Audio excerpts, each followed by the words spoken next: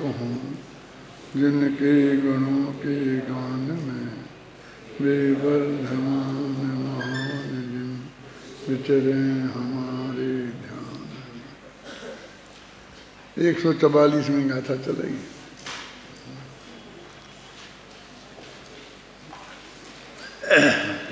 पढ़ो। जस्सण शक्ति पदेसा परेश वेदं वतच्चदोरादुं सुन्नं जानतमर्थं अर्थंतर्भूतमतीरो जिस अर्थ का इस लोक में नाए कभी परदेश हो वह शून्य ही है जगत में परदेश बिन नार्थ हो। काल द्रव्य के बारे में उसे अप्रदेशी कहा था, तो उसका स्पष्टीकरण कर रहे कि ऐसा तो इस जगत में होता ही नहीं है कि जिस द्रव्य का एक भी प्रदेश ना हो। यदि एक भी प्रदेश नहीं है तो वो पदार्थ ही नहीं होगा। तो काल द्रव्य के एक प्रदेश है पर अनेक प्रदेश नहीं है, ये बताने के लिए उसे अप्रदेशी कहा है। इतनी सी बात इस गाथा में कही है और टीका से इसको तर्क व युक्ति से सिद्ध करेंगे आचार्य। क्योंकि इनमें ये बात कही ना कि यदि एक भी प्रदेश नहीं हो तो वो पदार्थ ही नहीं है। पदार्थ नहीं है माने पदार्थ का अस्तित्व ही सिद्ध नहीं है। तो इसलिए वो सिद्ध करेंगे कि अस्थि काय, तो कायपना नहीं है लेकिन अस्थिपना है, ये सिद्ध करेंगे। ये टीका है, बड़ी है अपेक्षाकृत, उसे अपन पढ़ते हैं। उत्पाद व्यय और द्रव्य भाव की एक स्वरूप प्रवृत्ति, एक रूप वृत्ति ही अस्तित्व है। कहते उत्पाद व्यय और द्रव्य ये तीनों का एक रूप होना, ये इसका ही नाम वास्तव में अस्तित्व है। सत्ता है, अस्तित्व है, सत कहो जो भी कहना है। वह वृत्ति और अर्थात अस्तित्व काल द्रव्य में प्रदेश के बिना नहीं होता। वो मैंने उसका अस्तित्व कहो चाहे वृत्ति कहो, कहते वो प्रदेश के बिना नहीं होता, ऐसा कहना संभव नहीं है। काल द्रव्य के प्रदेश के बिना ही होता है ऐसा कहना संभव नहीं है, क्योंकि प्रदेश के अभाव में वृत्तिमान का अभाव होता है। यदि वृत्ति में प्रदेश नहीं हो तो वृत्तिमान नहीं है, उसका मतलब ये हो गया है ना। तो वृत्तिमान नहीं है तो वृत्ति रहेगी किस में? प्रदेश के बिना पदार्थ शून्य ही है, क्योंकि वह पदार्थ अस्तित्व नामक वृत्ति से अर्थांतरभूत है, माने अन्य है।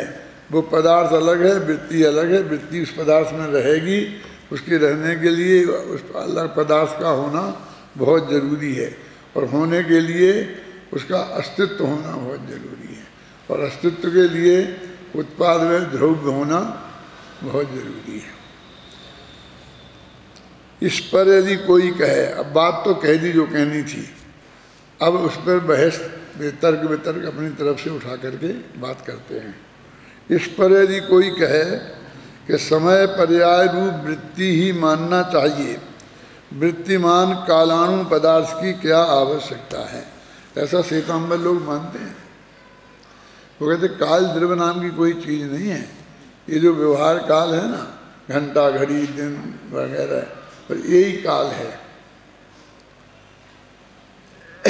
इसलिए कहते इस पर यदि कोई कहे कि अकेले वो ही तो हमें दिखता है, घंटा घड़ी का व्यवहार दिखता है, दिन का, वर्ष का, शताब्दी का, सहस्राब्दी का, ये बात दिखती है, और वो काल द्रव्य की तो कभी बात ही नहीं आती है। इसलिए काल द्रव्य को मानने की जरूरत क्या है, इस वृत्ति को ही मानो। और वो जवाब में कुछ आने वाला नहीं है, बस यही कि वृत्तिमान के बिना वृत्ति किसकी? वृत्तिमान नहीं होगा तो वृत्ति किसकी होगी? वैसे उससे कहते हैं कि मात्र वृत्ति माने समय रूप परिणति, माने एक समय की परिणति है ना, वो ही काल नहीं हो सकती, क्योंकि वृत्ति वृत्तिवान के बिना नहीं हो सकती। वृत्ति जो है वो वृत्तिवान के बिना नहीं हो सकती, पर्याय है वो द्रव्य के बिना नहीं हो सकती। यदि यह कहा जाए कि वृत्तिवान के बिना ही वृत्ति हो सकती है, अब जो खुद तो कह दिया कि वो हो ही नहीं सकती, और फिर कहते उसमें शंका उठाओ सामने वाला कि नहीं क्यों नहीं हो सकती, होगी। तो कहते तुम मानते हो? तो हम पूछते हैं कि अकेली वृत्ति उत्पाद व द्रव्य की एकता रूप कैसे हो सकती है? यदि कोई यह कहे कि अनादि अनंत अनंतर अनेक अंशों के कारण एकात्मता होती है, इसलिए पूर्व के अंशों का नाश होता है और उत्तर के अंशों का उत्पाद होता है और एकात्मता रूप द्रव्य रहता है, इस प्रकार अकेली वृत्ति ही उत्पाद व द्रव्य की एकता रूप हो सकती है।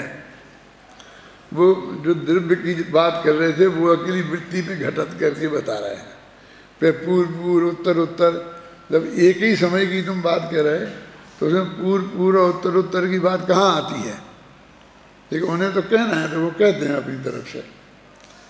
उससे कहते हैं कि ऐसा संभव नहीं है, क्योंकि उस अकेली वृत्ति में तो जिस अंश का में नाश में है और जिस अंश में उत्पाद है, वे दो अंश एक साथ प्रवृत्त नहीं होते, वे दो अलग अलग हो गए और ये तो एक समय में होती हैं, है ना। इसलिए उत्पाद और व्यय ऐसा कैसे हो सकता है?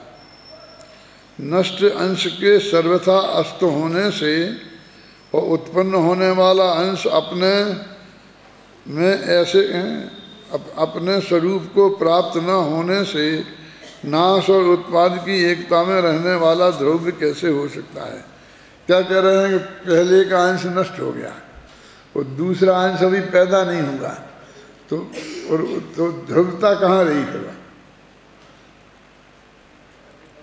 दो समय है ना और दो अंश हैं, दो पर्याय हैं, तो उसमें जो अनादि अनंत अनुश्रुति से रचित प्रवाह है ना, उसकी वजह से वो दोनों जुड़े हैं।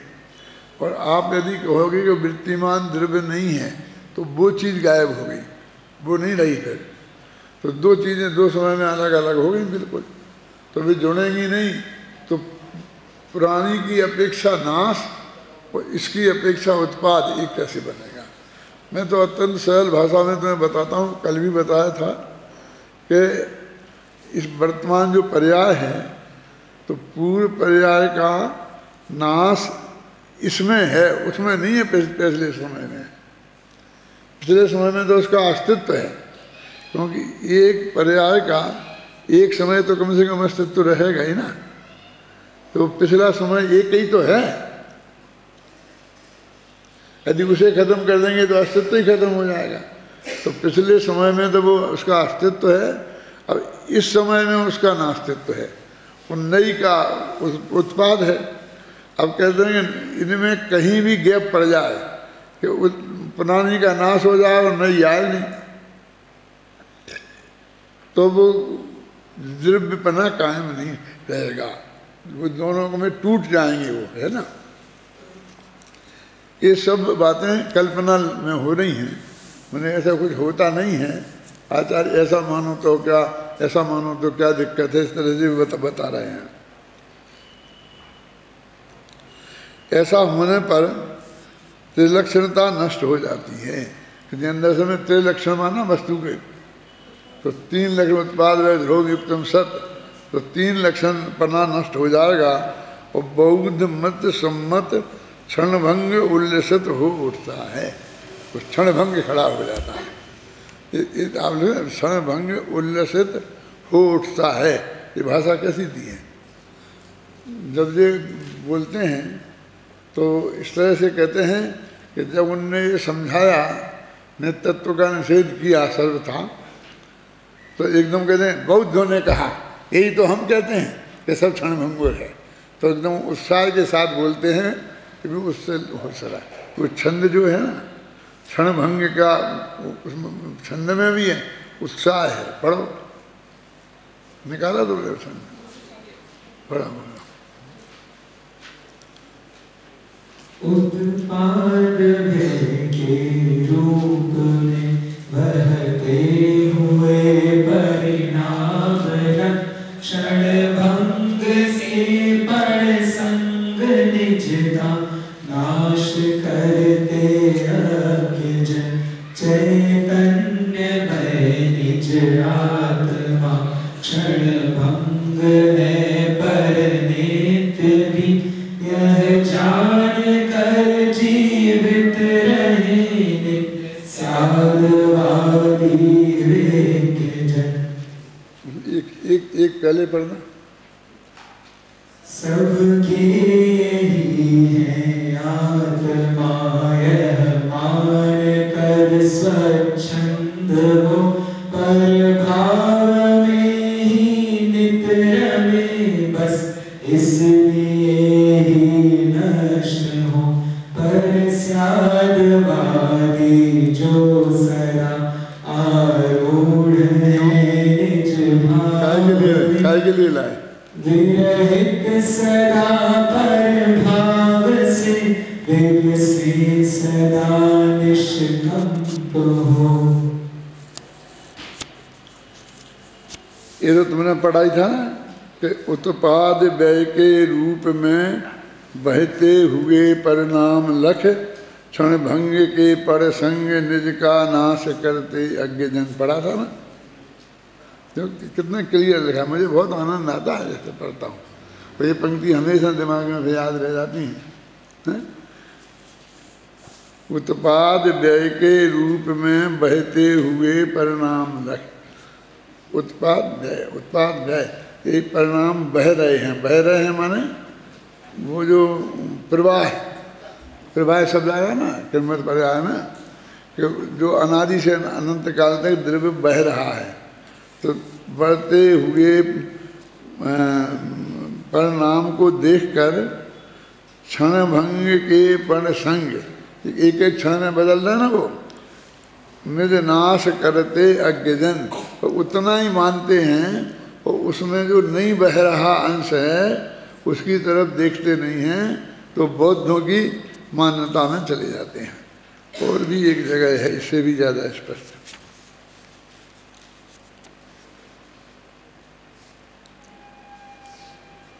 ये तो सभी छंद बहुत मार्मिक हैं, लेकिन मैं अभी पढ़वाऊँ भी आप लोगों से तो सबको उसका अर्थ समझ में नहीं आएगा तो मज़ा नहीं आएगा। ये पढ़ो 257। अर्थावलंबन काल में ज्ञान का अस्तित्व है, यह मान कर पर ये लोभी लोक में आकुल रहे, पर काल से नास्तित्व लख कर स्यादवादी वेग जन। ज्ञानमय आनंदमय निज आत्मा में दृढ़। क्या कहते हैं? अर्थावलंबन काल में ही अस्तित्व है।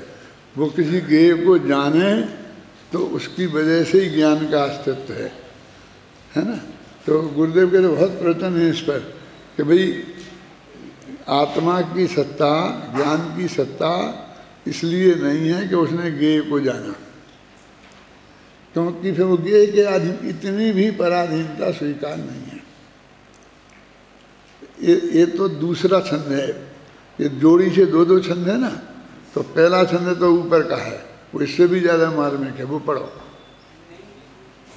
निज ज्ञान के अज्ञान से गत काल में ताने गए, जोगी उनके नाश से निज नाश माने अज्ञ जन।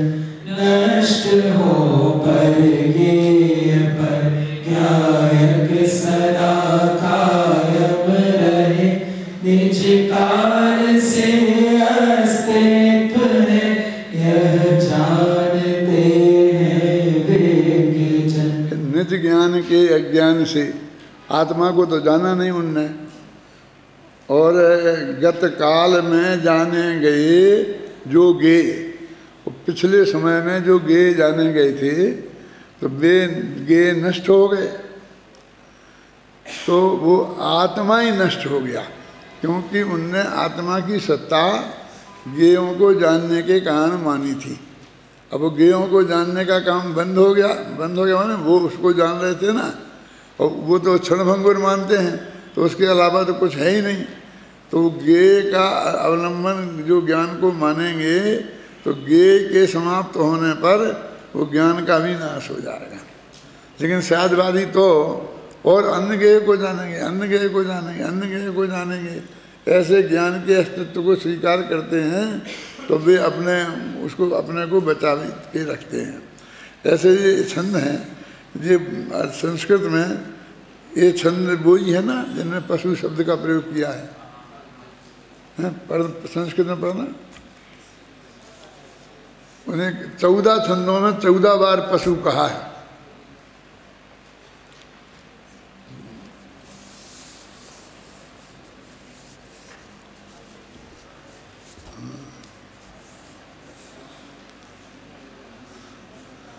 हाँ, तुम तो पशु शब्द पे ध्यान देना, और कुछ समझ में नहीं आया तो चिंता मत करना।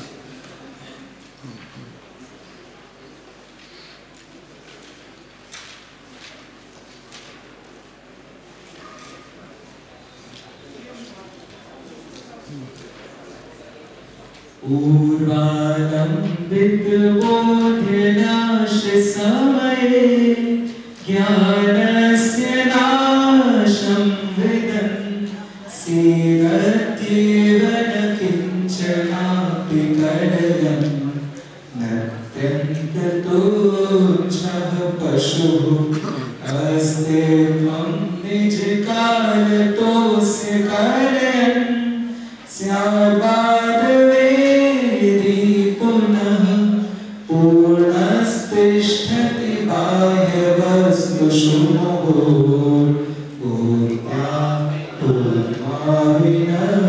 विनश्यति। और बड़ा एक छंद पर 2-4 तो सुनाओ। अर्थारम्भनकालमेव कलयन् ज्ञानस्य सर्वं बहिर्ज्ञेयारम्भनदारसेन मनसा भ्राम्यन् पशुर्नश्यति नास्ति त्वं परकालतोऽस्य कलयन् स्याद्वादवेदी पुनस्तिष्ठत्यात्मनि खादने सहज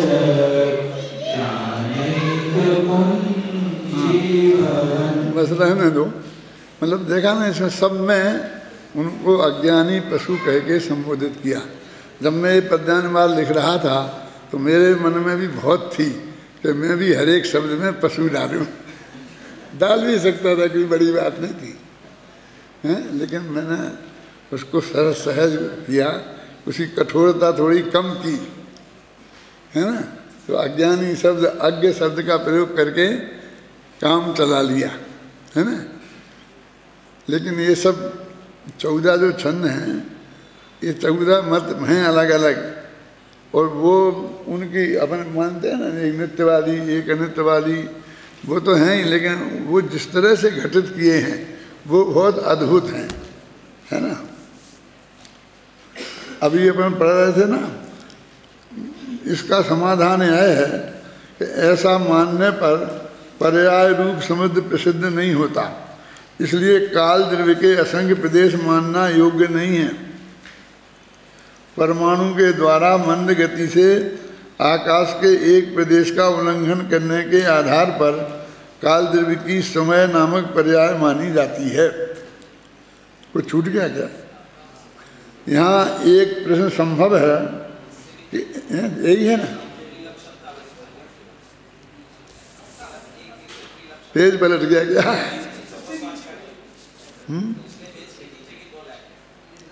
इसके नीचे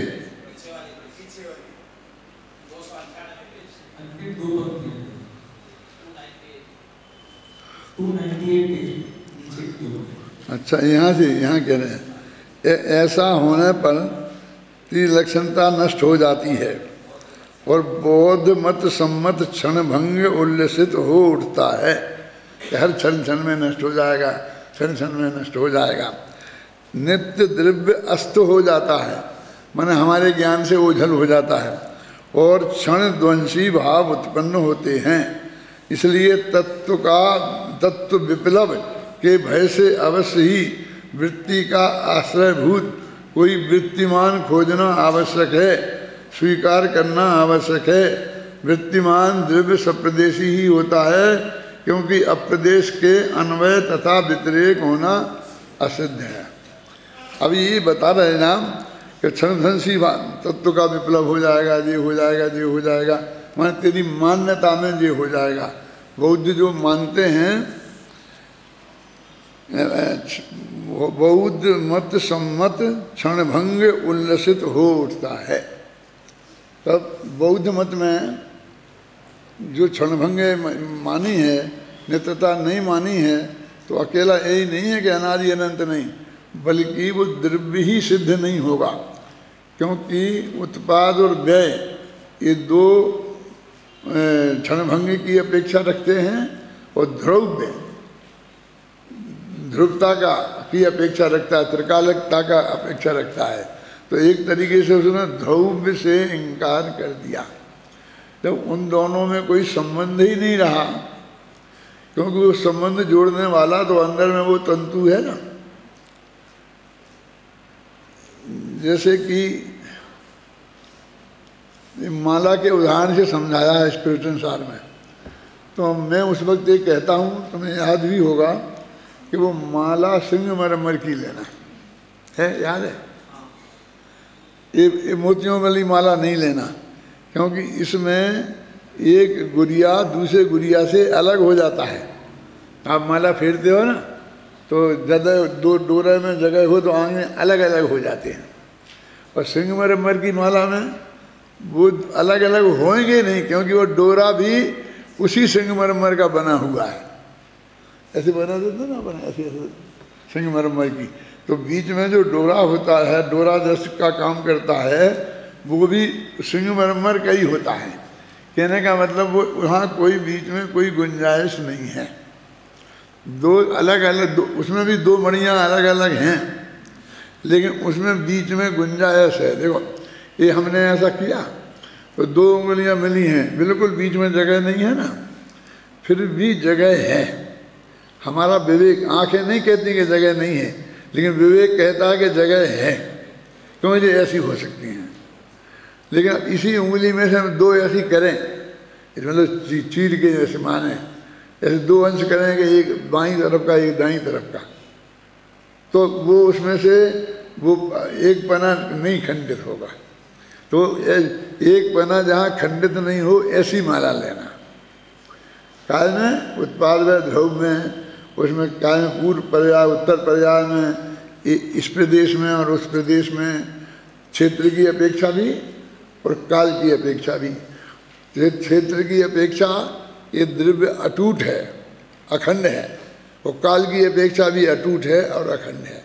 तो वो जो क्षण भंग के प्रसंग में पढ़कर शांति जी, वो जो अंदर में अटूटपना है जिसका नाम नित्यता है, वो हमारी दृष्टि से ओझल हो जाती है।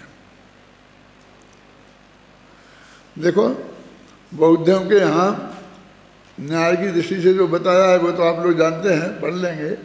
लेकिन जब सब कुछ क्षण भंग हो जाए, सब खत्म हो जाएगा, सब खत्म हो जाएगा, तो फिर रोने के अलावा क्या है? आप जब क्षण भंगे कहा वर्णन करेंगे, आपको यही बताएंगे कि आप बस एक क्षण में ही खत्म होने वाले हैं। तो उसमें से आपको कहाँ से कुछ उत्साह उमंग कायम होगा? और जब आपको ये बताएंगे कि तुम अनादि के हो, अनंत काल तक है, पुराना तुमने किया था उसका फल भोग रहे हो, अब इसमें कभी कई कर्मों का फल भोगना पड़ेगा, तो फिर हमें कुछ लगता है कि हम हैं, रहेंगे, कुछ हमें करना चाहिए। मेरे दिमाग में बार बार आ रहा है और मैं पहुंचा नहीं पा रहा हूं तुम तक। मैं ये कहना चाहता हूं तो वो नित्यता वाली बात की उपेक्षा करते ही इतनी असहायता आ जाती है कि अब हमारा एक ही समय तो है, अब क्या सोचना, काय के लिए सोचना, किसके लिए सोचना है। उन्हें क्या कहते हैं ना, फिर जिसने हिंसा करने की सोची वो सोचते ही मसला खत्म हो गया है? जिसने सोचा वो मार नहीं पाता है, जिसने मारा वो मारते ही मर जाता है, वो फल नहीं भोग पाता है, उसे सजा नहीं हो सकती, उसे जेल नहीं हो सकती। जो जेल में जाएगा चित्तम बद्धम न मुंचते, वो दूसरा ही चित्त मुक्त होगा। तो वो उसमें अनंत दीनता, अनंत आकुलता पैदा होने वाली है, अनंत दुख की उत्पादक है वो मान्यता। ये बौद्धों का क्षण भंग है। और जो ये कहते हैं कि कुछ बदल ही नहीं सकता है सांख्यों का, तो वो तो बिल्कुल ही ध्रुव ही हो गया। तो फिर जैसा जो अपने किन्मत पर्याय के मानने वालों पर भी लोग आरोप लगाते हैं, तो फिर हम तो पत्थर हो जाए, हम तो कुछ करें ही नहीं, हम तो कुछ, वो परिस्थिति अपने यहाँ खड़ी हो जाएगी। लेकिन जो अपन अनेकांत मानते हैं ना, वो उससे वो धैर्य भी कायम रहता है, उत्साह भी कायम रहता है, और करने की तमन्ना भी कायम रहती है। माने पुरुषार्थ भी 5 समवाय रह जाते हैं उसमें। अकेला नियत वाला ही अंश नहीं रहता है, बल्कि पुरुषार्थ वाला अंश भी जिंदा वहाँ रह जाता है। यहाँ एक प्रश्न संभव है कि यदि काल द्रव्य सप्रदेशी है तो फिर लोकाकाश के समान ही काल द्रव्य के भी एक द्रव्यत्व के हेतुभूत असंख्य प्रदेश मान लेने में क्या आपत्ति है। अब वो दूसरा, उन्होंने कहा एक प्रदेश है, एक सिद्ध किया, तो सामने कहते एक है, तो अब असंख्य ही मान लो, फिर क्या है, जब तुमने मान ही लिया तो असंख्य मान लो। ऐसे ही है ना कि हम कहेंगे भाई देखो एक आदमी को आने दो, एक आदमी आने, रास्ते वो गेट पर बोल दो तो एक आदमी को आने दो, उससे बात करेंगे। है 100-200 आदमी है ना, और नारे लगा रहे हैं और उनके हम मांग कर रहे हैं, अपन उनसे बात करना चाहते हैं, तो अपन कहते हैं एक आदमी को आने दो, तो एक सभी आ जाए, फिर क्या है सभी आ जाए। ये दोनों पति जैसी बात नहीं है, ये निपटाने की बात नहीं ना है। कि हम वो कह रहे हैं कि ये एक कहाँ लिखा ना, यदि इसका एक असंख्य प्रदेश मान लें, क्यों कि आकाश के असंख्य प्रदेश थे, किसके, लोकाकाश के, एक जीव के थे, धर्म के थे, अधर्म के थे, ये चारों द्रव्य हैं। तो काल के भी असंख्य मान लो तो द्रव्य, वो भी द्रव्य हो जाएगा। तुम द्रव्यत्व सिद्ध करने के लिए एक प्रदेश मान रहे उसे, कह रहे हैं, तो इतनी कंजूसी काय को करते हो। जैसे ये हमारे हाथ में मान नहीं मानना हो, जैसे वस्तु का स्वरूप है तो हम तो जान रहे हैं, मान नहीं रहे। हम कौन होते हैं मानने वाले, उसका एक प्रदेश उसमें है और उसकी सत्ता सिद्ध कर रहे हैं, है ना। इसका समाधान यह है कि ऐसा मानने पर पर्याय रूप समय प्रसिद्ध नहीं होता। पर्याय एक समय की पर्याय होती है, वो जो पर्याय नाम का समय है, समय नाम की पर्याय है, वो सिद्ध नहीं होगी। इसलिए काल द्रव्य के असंख्य प्रदेश मानना योग्य नहीं है। परमाणु के द्वारा क्या नहीं सिद्ध होगा कि परमाणु के द्वारा मंद गति से आकाश के एक प्रदेश का उल्लंघन करके के आधार पर काल द्रव्य की समय नामक पर्याय मानी जाती है। हमने एक समय की पर्याय मानी, वो मंद गति से कालानु जाएगा एक द्रव्य से दूसरे समय में, तो वो सिद्ध नहीं होगी। फिर वो कहते हैं जब असंख्य प्रदेश उसके हो गए तो अनुमय क्यों जाए, तो जीव चला जाए। वो काल, वो पुद्गल का परमाणु में एक द्रव्य है ना, और कालानु भी एक द्रव्य है। तो एक स्थान पे जहाँ कालानु है तो उस वहीं पर पुद्गल का परमाणु है, और वो पुद्गल का परमाणु गया, कालानु तो जाता नहीं है। तो पुद्गल का परमाणु उपादान है और काल द्रव्य का परमाणु निमित्त है। आप समझ रहे हैं, क्योंकि एक समय लग रहा है ना, उस समय परिवर्तन में निमित्त है। तो वो कहते हैं कि यदि कालानु नहीं मानेंगे तो वो उसमें असंख्य प्रदेश मान लेंगे, तो जैसे पुद्गल उसमें असंख्य प्रदेश है ना जीव में, फिर पुद्गल का परमाणु ही क्यों जाए, फिर जीव भी तो जा सकता है। असंख्य प्रदेश तो असंख्य प्रदेश नहीं माने, फिर उसकी परिभाषा नहीं बन पाएगी, वो कह रहे। फिर एक पुद्गल का परमाणु एक आकाश के प्रदेश से दूसरे के आकाश प्रदेश में जाए, उसमें जो समय लगे उस समय को समय नाम का अंश कहते हैं। समझ में ना? तो ये नहीं बन सकेगा। द्रव्य समय अर्थात काल पदार्थ लोकाकाश के बराबर असंख्य प्रदेश वाला एक द्रव्य हो तो भी परमाणु के द्वारा उसका एक प्रदेश उल्लंघित होने पर पर्याय समय की सिद्धि कैसे होगी? यदि कोई ऐसा कहे कि द्रव्य समय अर्थात काल पदार्थ लोकाकाश के जितने असंख्य प्रदेशों वाला एक द्रव्य हो तो भी परमाणु के द्वारा उसका एक प्रदेश उल्लंघित होने पर पर्याय समय की सिद्धि तो हो, तो क्या आपत्ति है? ऐसा मानने पर निम्नलिखित दो आपत्तियां आती हैं। पर वो बहस कर रहा है कि क्या दिक्कत है, असंख्य प्रदेश हो जाएं और फिर भी वो परमाणु एक प्रदेश से दूसरे प्रदेश पे जाए, उसमें जो समय लगे उसको हम काल का सबसे छोटा हिस्सा करें, इसमें क्या दिक्कत है? तो अब वो बताते हैं उसमें दो दिक्कतें हैं। एक दफ़ा फिर कहता हूँ कि ये जो ज़्यादा बहसबाजी है ना, ये ज़्यादा बहसबाजी समझ में नहीं आए तो इतना समझ लेना कि भाई ये उसका एक प्रदेश है, असंख्य प्रदेश नहीं है। अब बिल्कुल नहीं है ये बात भी सही नहीं है, असंख्य प्रदेश भी नहीं है ये बात भी सही नहीं है। वो कालानु जाता जो मुख्य मुख्य बातें हैं वो सब समझ लेना, और बाकी ये नहीं आए समझ में तो चले। जैसे कि अपन अदालत में जाते हैं, वो वकील कितनी बहस करता है, 6-6 महीने तक केस चलता है, फिर अंत में जो जज सजा सुनाता है ना, फैसला सुनाता है, तो वो जो जिसके बारे में फैसला सुनाया है उसे सिर्फ इतना जानना है कि कितनी सज़ा भई कि नहीं भई, कि जुर्माना हुआ कि फिर मुझे छोड़ दिया, बस। उसको बीच की बहस जानने का कोई रस नहीं है। आज तक किसी ने उसे कोशिश नहीं करी। ऐसा नहीं है अभी जो भी बहस हुई थी ज़रा मुझे वकील साहब दिला दो, मैं उसकी स्टडी करूँगा। वकील को भी रस उसमें है फैसले में, जज को भी रस उसमें ही है। तो मानो हजार पेज के फैसले लिखते हैं। वो जो वो फाइनल आया है ना, वो दोनों के ख्याल में आए, वो उनको सिद्ध करना पड़ता है कि हमने जो ये फैसला दिया है तो इस फैसले किस आधार पर दिया, यानी हमने कितना कितना मंथन किया है, कितनी गवाहियाँ सुनी हैं और क्या क्या चीज़ देखी है, और हमको वो कारण देना पड़ता है कि ये सज़ा हमने इतनी क्यों दी। वो कहते हैं कि स्पष्ट आ रहा है कि उसने फांसी चढ़ा दिया, तो वो कहता है कि वो सिद्ध नहीं हो पाया। सिद्ध नहीं हो पाया ने उसने कहा गवाह ने कि मैंने देखा है इसने इसको मारा,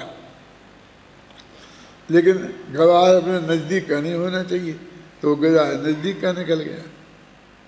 उसका बेटा था, भतीजा था, तो वो अप्रमाणिक हो गया। माने वो कितने कितने सबूत दिए गए, वो कितने प्रमाणिक सिद्ध हुए, कितने हमें विश्वसनीय लगे। वो कहते हैं शक का लाभ अपराधी को मिलता है। शक का लाभ समझ गए ना? हमें यदि जज को ये शक हो जाए कि इसने मारा कि नहीं मारा, मैं कुछ कह नहीं सकता, तो बस फिर उसे शक के आधार पर सज़ा नहीं दी जाती, छोड़ा जाता है। पुलिस शक के आधार पर पकड़ती है और अदालत शक के आधार पर छोड़ती है। देखो, एक ही गवर्नमेंट के दो कर्मचारी पूरी न्याय व्यवस्था के, और एक में कानून में लिखा है क्योंकि शक के आधार पर वो नहीं पकड़े तो अभी अपराधी तो सिद्ध हुआ ही नहीं। हमें शक है, हमने पकड़ लिया, अब हम प्रमाण इकट्ठे करेंगे और फिर अदालत में सिद्ध करेंगे। हो पाएगा तो होगा, नहीं होगा तो नहीं होगा। वो शक के आधार पर पकड़ता है और वो शक के आधार पर छोड़ सकता है। यही तो सबसे बड़ा हथियार है पुलिस वाले के हाथ में। वो कहते हम अब भी हाल आपको अंदर बंद कर देंगे। कैसे कर देगा, हमने कोई गलती की ही नहीं, ये कानून है ना। हमें शक है कि तुमने इसे मारा, बस झगड़ा खत्म, चलो बंद कर दिया। अब आप देखेंगे, अब तुम लड़ना मुकदमा, फिर बाद में 10-5 साल फिर जब छूट होगी तो छूट जाना जेल में। तो अपने कहते भैया इनसे दूर ही रहो, इनको मुफ्त में चढ़ाओ मत, नहीं तो जी अभी हाल हंस सकता है, क्योंकि एक ऐसा कानून उनके हाथ में है कि हम तो अपने चोरों को खोज रहे हैं, हत्यारों को खोज रहे हैं, और जिस पर शक हो जाएगा उसको हम अंदर बंद कर देंगे ना, और मारेंगे पीटेंगे नहीं। क्यों?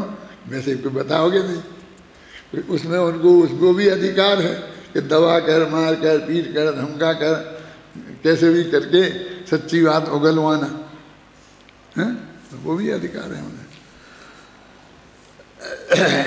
क्या है, दो नंबर हैं, 1 और 2 नंबर है भाई किताब में। प्रथम तो द्रव्य के एक देश की परिणति को संपूर्ण द्रव्य की मानने का प्रसंग आता है। फिर देखो, द्रव्य के एक देश की परिणति है और संपूर्ण द्रव्य की परिणति मान ली जाएगी, और एक देश की वृत्ति को संपूर्ण द्रव्य की मानने में विरोध है, ऐसा हम नहीं मान सकते।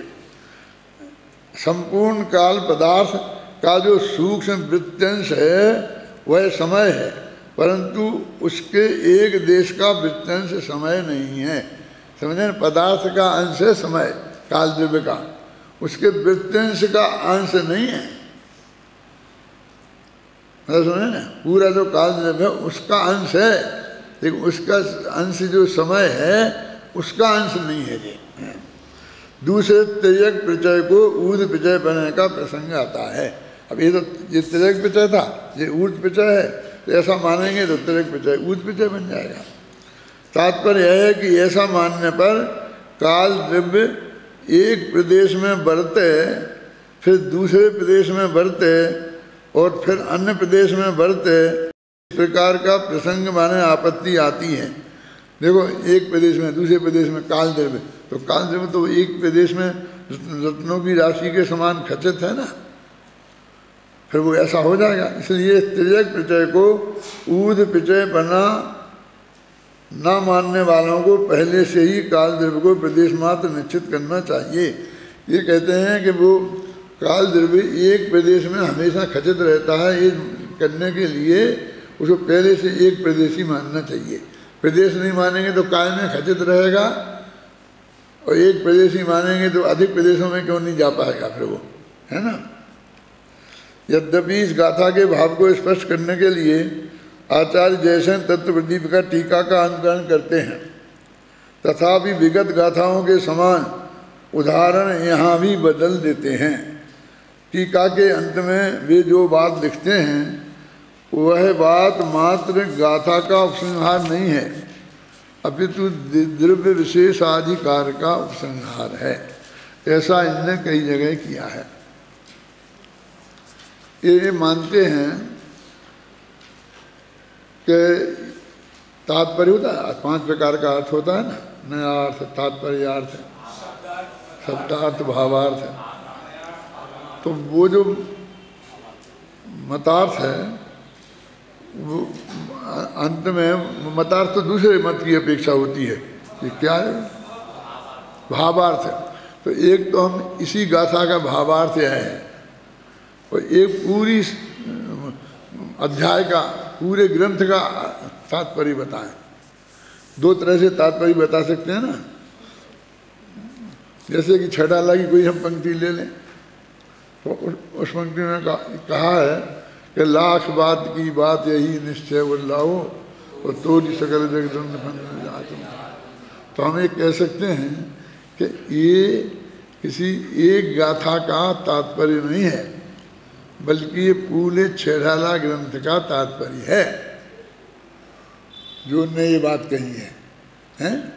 और उनने ऐसा लिखा हो कि देखो द्रव्य 5, 4 प्रकार, 6 प्रकार के होते हैं, जी जी इस प्रकार, अथवा तात्पर्य यह है, और वहीं एक पंक्ति लिख दें, तो वो उस 4 लाइन का भावार्थ जो हमने लिखा वो उसका ही तात्पर्य हो सकता है, एक गाथा का भी तात्पर्य हो सकता है।